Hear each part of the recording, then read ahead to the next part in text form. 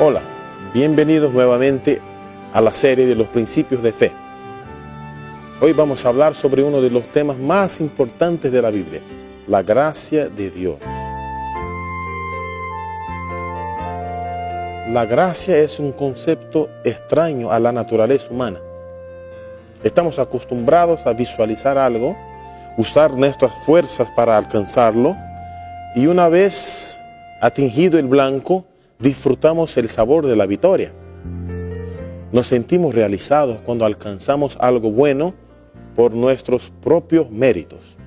Por ejemplo, un alumno estudioso al lograr un 10 en su examen puede decir: yo estudié y merecí el 10. Un empresario muy exitoso puede decir: yo supe administrar bien mi negocio, por eso tuve éxito. Es verdad que la bendición de Dios es determinante para el éxito, aún de los impíos. Pero de cualquier forma, en las realizaciones de la vida está presente el mérito humano. La persona que estudió muchas horas podrá decir que mereció el 10. En la vida social funciona el sistema de la meritocracia, pero con el asunto de salvación, la meritocracia no se aplica. Nadie merece la salvación. Ninguna persona que llega al cielo podrá decir: estoy aquí porque lo merecí. En el plan de la salvación, todo merecimiento, toda la gloria es destinada apenas a una persona: Jesús. Efesios 2:8 dice: porque por gracia sois salvos por medio de la fe, y esto no es de vosotros, pues es don de Dios. Ese es el texto básico para nuestro estudio. Él nos dice que la salvación es por gracia. Pero ¿cuál es el origen de la gracia? Es el amor de Dios. ¿Por qué Dios salva pecadores? Porque Él ama pecadores. Pero el amor de Dios no es un juego de palabras. Romanos 5:8 dice que Dios muestra su amor para con nosotros porque siendo aún pecadores, Cristo murió por nosotros. Y Juan 3:16 dice que de tal manera amó Dios al mundo que ha dado a su Hijo unigénito para que todo aquel que en Él cree no se pierda, mas tenga vida eterna. Dios realmente nos ama. Ese hecho ha sido probado y demostrado en la cruz. Pero la manifestación del amor de Dios no terminó en la cruz. El amor de Dios continúa manifestándose a través de la gracia. La gracia es la manifestación concreta del amor de Dios. Existe la gracia común, derramada sobre todos. Mateo 5:45 dice que Dios hace salir su sol sobre malos y buenos, y hace llover sobre justos e injustos. Existen también las gracias específicas, que son derramadas de manera diferenciada a cada persona de acuerdo con la voluntad de Dios. En 1 Corintios 12:11 dice que el Espíritu imparte los dones a cada uno en particular como Él quiere.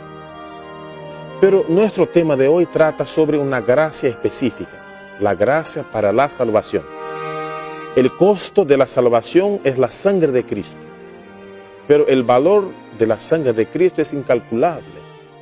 Su precio es impagable. Considerando que el hombre nada puede hacer para pagar su salvación, entonces, ¿cómo le es dada? De gracia. Para Dios, nuestra salvación tuvo un alto costo, mas para nosotros ella es un regalo, es de gracia. Es un favor inmerecido, es algo que no merecemos, algo que no puede ser comprado por nada cuanto el ser humano pueda ofrecer.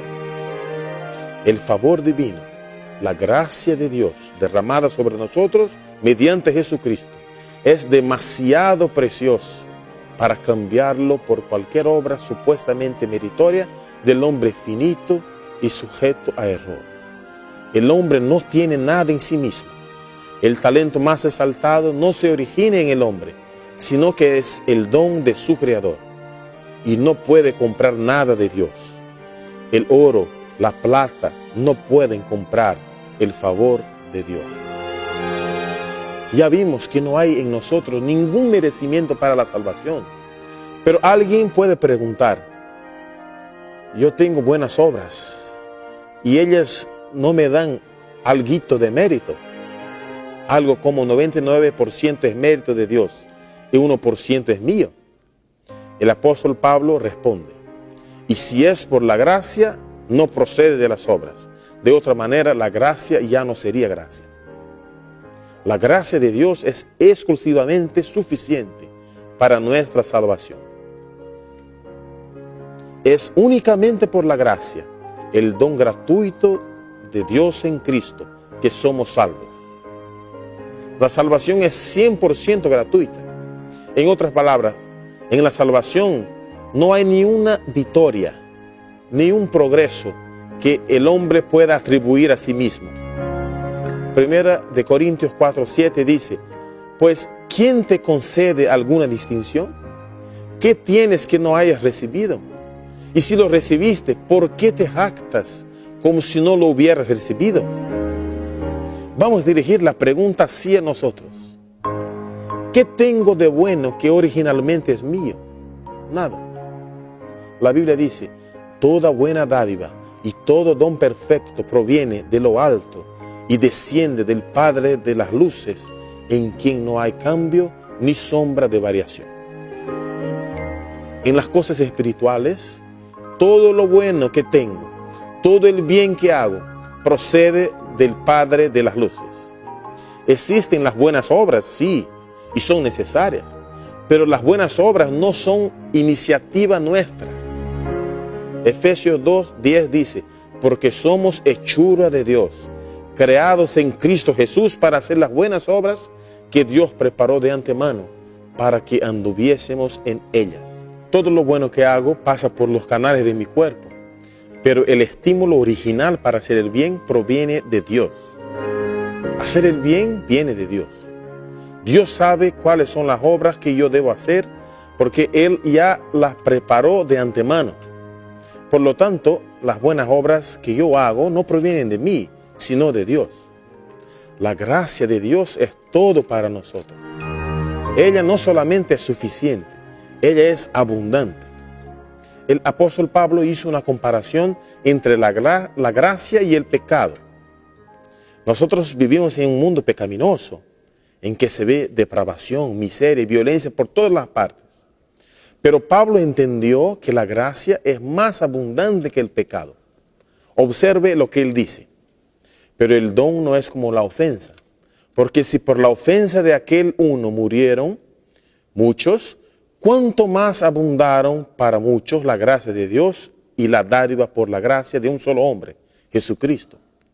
La ley entró para agrandar la ofensa, pero en cuanto se agrandó el pecado, sobreabundó la gracia.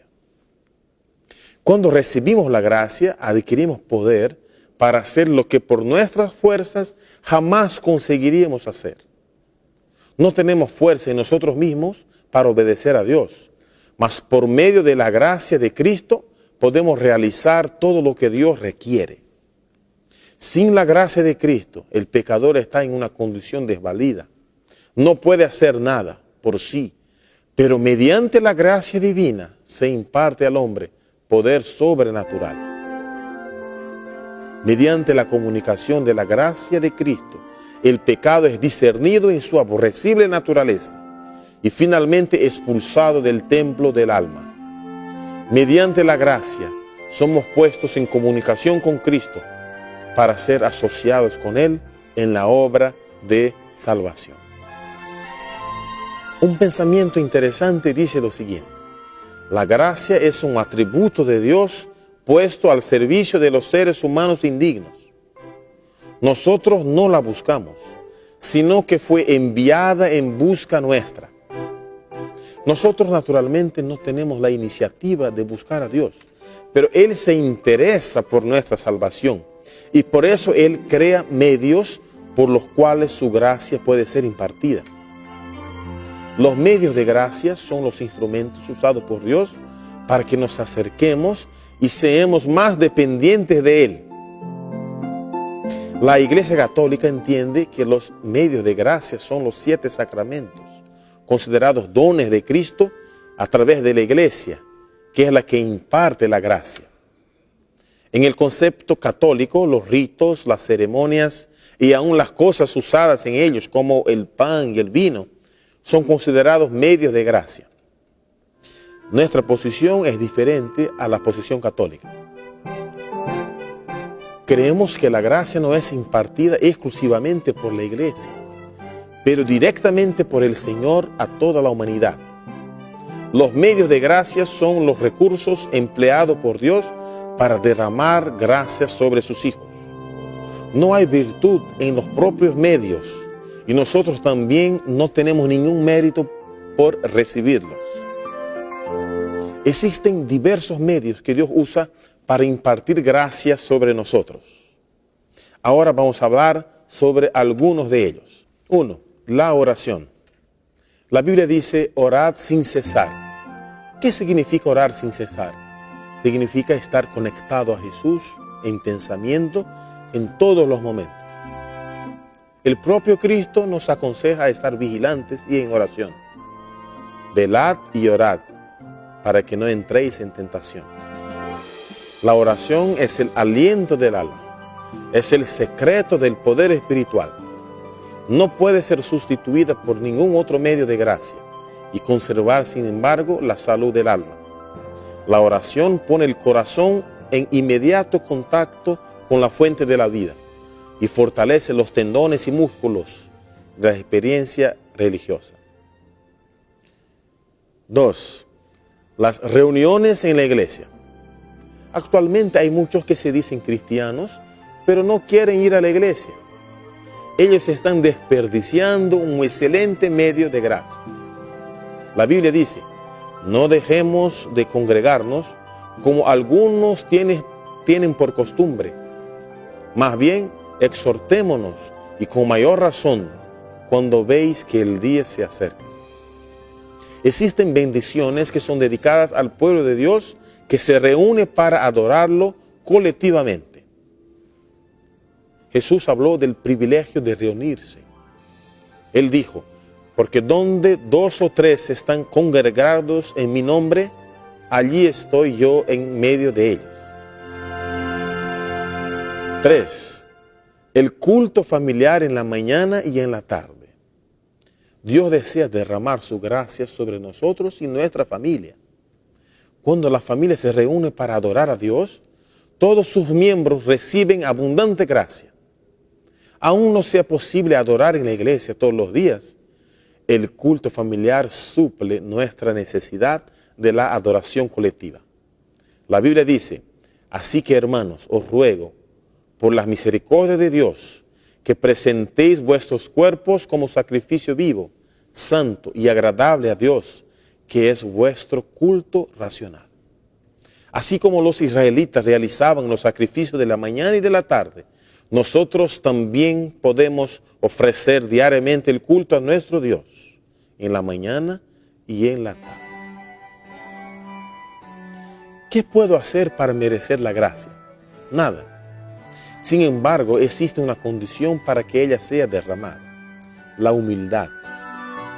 La persona más sencilla, el más iletrado, como también el intelectual más refinado, necesitan humillarse delante de Dios.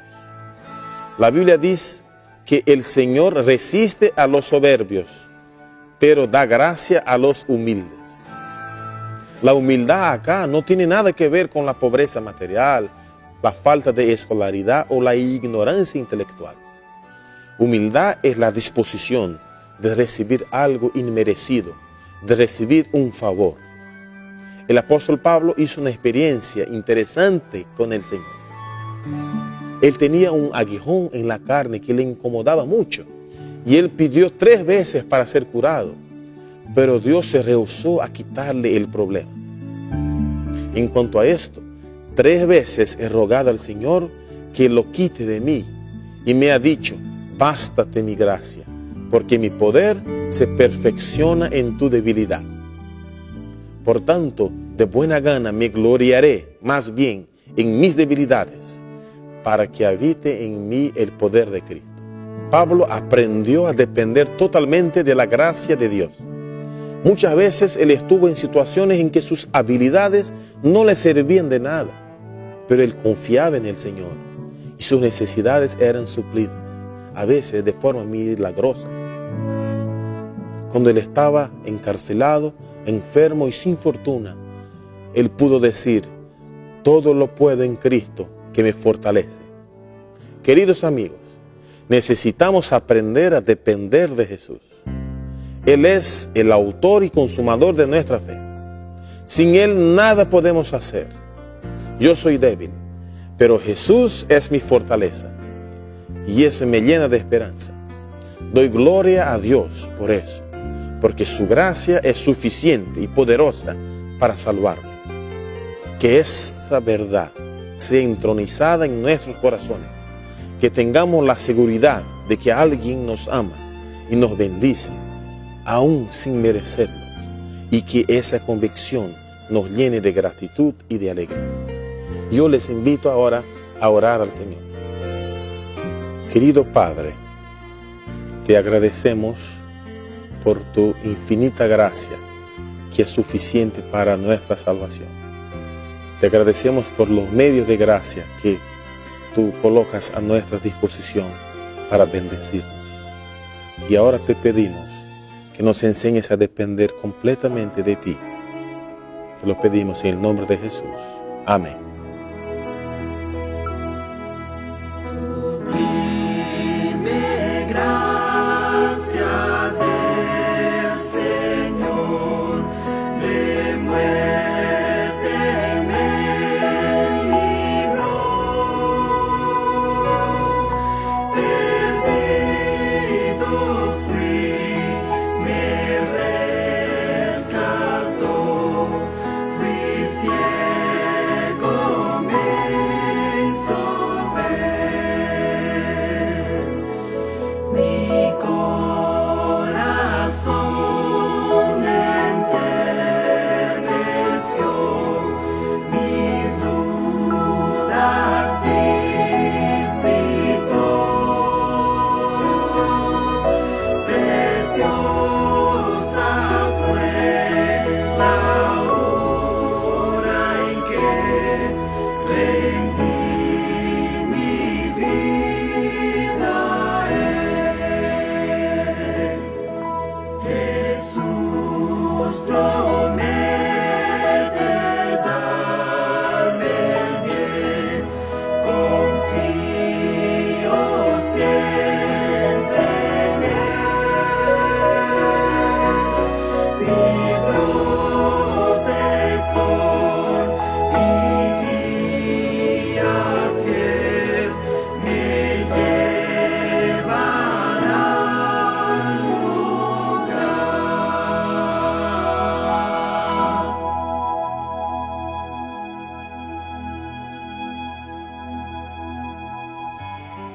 Querido oyente, agradecemos por tu asistencia y te invitamos para el próximo tema.